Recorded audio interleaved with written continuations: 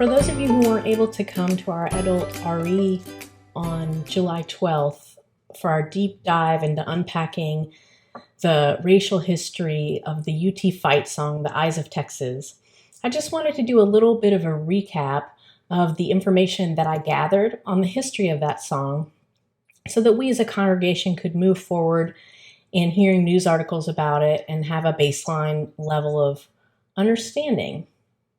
So, following George Floyd's killing at the hands of police, UT athletes stood together for racial inclusion on campus, and they drafted a 2-page memo that had a list of demands and requests related to racial inclusion. Their requests included things like budgeting money for outreach to underfunded communities and people of color groups that were underrepresented, included removal of statues that had racist histories, included changing the names of buildings to honor people of color. But one of the requests, the one that's gotten the most national media coverage, is for removal of the UT fight song, The Eyes of Texas. So one thing I didn't know is that UT athletes are required to sing the UT fight song at the beginning and the end of every game. And this isn't the first time or even the second time that students of color at UT have asked the school to change the fight song. About a decade ago, a group of Texas basketball players refused to sing the song after learning its history.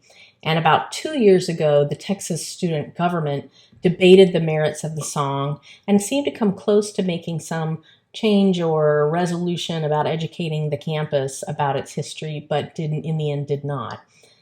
So neither of those movements got much attention at the time, but now that monuments in the U.S. are coming down because of their racist history, the call to action around the UT fight song has been reinvigorated, and you may well have already heard about it or will be hearing about it in the future. So here are the lyrics of the song, and they're sung to the tune of I've Been Working on the Railroad. The eyes of Texas are upon you all the livelong day. The eyes of Texas are upon you. You cannot get away. Do not think you can escape them at night or early in the morn. The eyes of Texas are upon you till Gabriel blows his horn.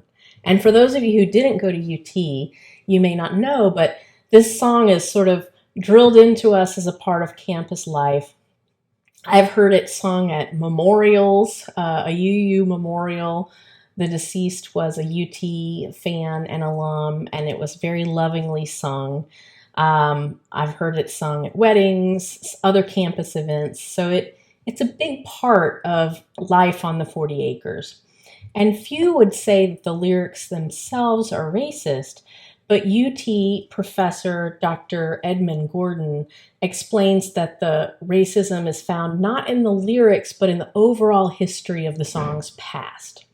So Dr. Gordon says that The Eyes of Texas was originally a satirical song performed at minstrel shows, which are comedic variety shows featuring white performers in blackface.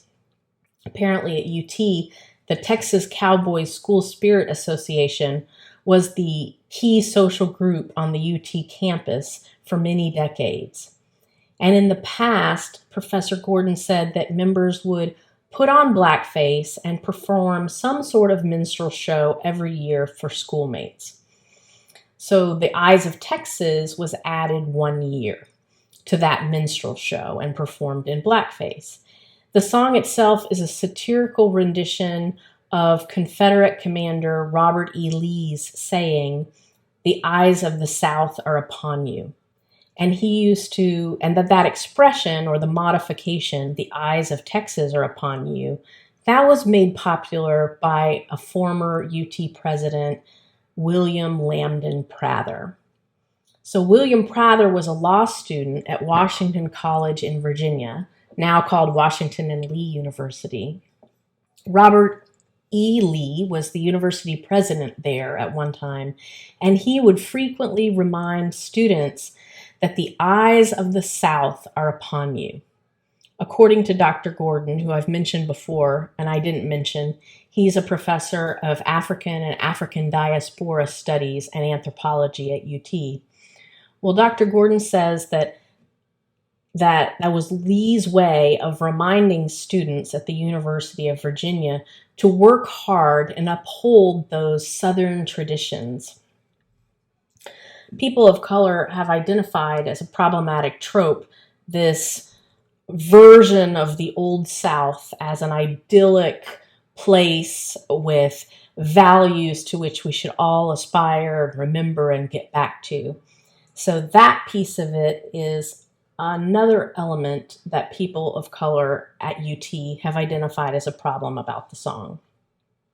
So UT students decided to make fun of then UT President Prather's use of this expression, "The eyes of Texas are upon you," that was a modification of Robert E. Lee's expression, "The eyes of the South are upon you." And so the School Spirit Association created a satirical song and put it to the tune of "I've Been Working on the Railroad." Well, as it turns out, "I've Been Working on the Railroad" is another song that has a problematic racial history and questionable origins.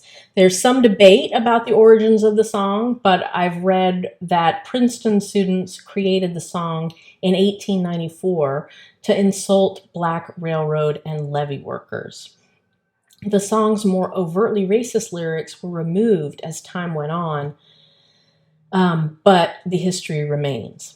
Some historians, though, have argued that "I've Been Working on the Railroad" was originally and always a folk song created either by Black or Irish railroad laborers.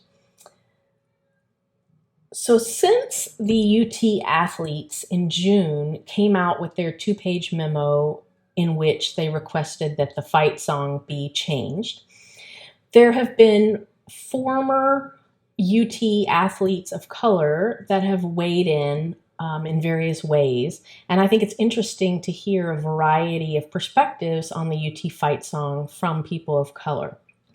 So former Texas linebacker and current CBS sports commentator Brian Jones, who's African American, wrote a passionate article recently about the debate surrounding the Eyes of Texas song. And he presented an interesting case for keeping the school anthem. He says that when he found out the history of the song, he was surprised and offended and wanted immediately for the song to be discontinued. But that as weeks went by and he sat with the idea, he suggests instead that the Eyes of Texas be re-understood as eyes of Texas on the people in the stands who are representatives of the university, and that it move forward as an anthem of accountability that be used to further the work of racial inclusion and racial justice. He suggested this, he says, as a compromise, as a way for alums and fans to keep all those warm feelings they have about the song as a unifying anthem, and move the song in a positive new direction. He notes that he has not heard from any current UT student athletes who were signers of the memo as to what they think about his suggestion. Just a few days ago, another Black former UT athlete and Olympian, Sonia Richards-Ross, spoke to Elle magazine about her feelings about the UT fight song. Her former boyfriend, now husband, UT former football player Aaron Ross, told her the racial history of the song when they were in school, and she remembers it this way. "Aaron was actually the one who first told me about the racist history behind the Eyes of Texas. We were on the sidelines of a UT football game, and the whole thing felt disingenuous. I looked at the young men on the field, most of them Black, and then I turned around and looked into the VIP suites, where the mostly white donors and university officials sat. Did they know how hurtful the song is? Did they even care? The inaction sends a very clear signal to athletes, especially Black athletes, that Black athletes aren't valuable." UT has not yet said what, if anything, they intend to do about the future of the song, The Eyes of Texas, although they've said that they always take seriously issues of racial inclusion and justice and want to hear from student voices, and so they're certainly considering it. As an aside, I strongly encourage you to take the online racial geography tour of the University of Texas. I did a similar exercise on campus. Oh, my husband's talking in the background to the kids. Apologies if you hear that. Anyway, when I was in social work school, we did a walking tour of the campus with an eye towards racial inclusion. And I was really surprised and humbled to see the many markers that have hurtful and racist history that are on campus. You can go to that racial geography tour and do it virtually at http://racialgeographytour.org. So now that you know a little bit about the history of the song, The Eyes of Texas, I encourage you to reflect on a couple of questions.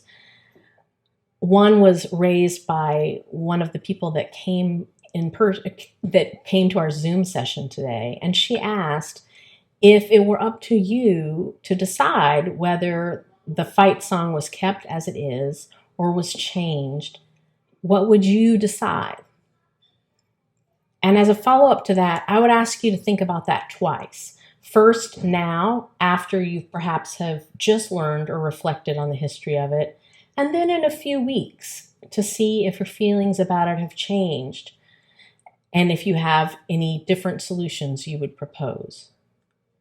And then second, I would ask you to think, because not all of us are UT fans who bleed orange and have this deep connection to the UT fight song, but is there anything else, anything that does have some sort of a warm connection to your past or bring up those positive feelings of happiness and good memories? Anything that you have come to see as racially unjust? And what is that? And what are you thinking about it? What choice do you have to make about it? And what choice will you make about it?